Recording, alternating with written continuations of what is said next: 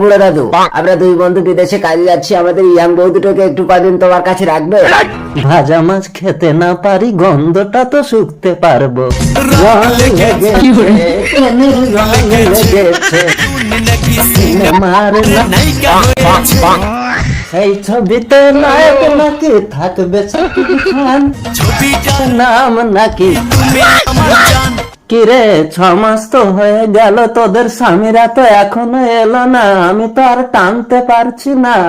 দাদু আমি এসে গেছি, আমার বন্ধু বিদেশে কাজে গিয়ে মারা গেছে, বউ দুটো আমাকে দিয়ে দাও। যা নিয়ে যা, তোর বন্ধু মারা গেল। হ্যাঁ দাদু, এই চলো। দাদু ফিরতে 1 বছর লেট হয়ে গেল, কিছু মনে করো না, আমার বউ দাও।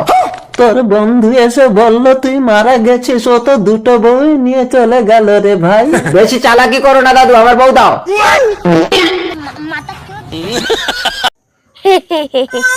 আমাকে জব্দ করতে এসেছিল। হ্যাঁ, এবার ভালো লাগছে তো? হ্যাঁ, ভালো লাগছে, আমার কিন্তু খুব ভালো লাগছে। अबे साले আর একজন আবার হচ্ছিল না, আবার 2জন চলে এসছে।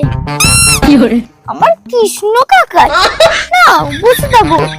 এই যে এলইডি লাইটের হলের মুভি হচ্ছে, দেখো আমি চানটা করি। ওরা ভুলে গেছিল এটা ইঞ্জিনিয়ার বাবাই। अच्छा আচ্ছা, দীপিকা এত তাড়াতাড়ি ভুলে যাবি আমি তো ভাবতেই পারিনি।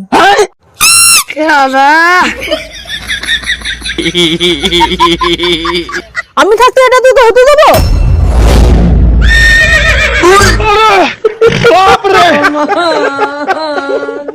ভাগ্যিস তো পিপি এলো, তাহলে আমি এবারও জানতে পারতাম না।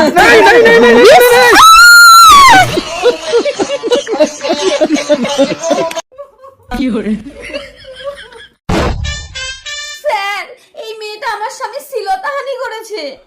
এই তুমি নারী না পুরুষ? বেশি কথা বললে কিন্তু আপনার অবস্থাও ঢিলে করে দেবো। এই, বেশ করেছে, মাল নিজের দায়িত্বে রাখতে পারো না?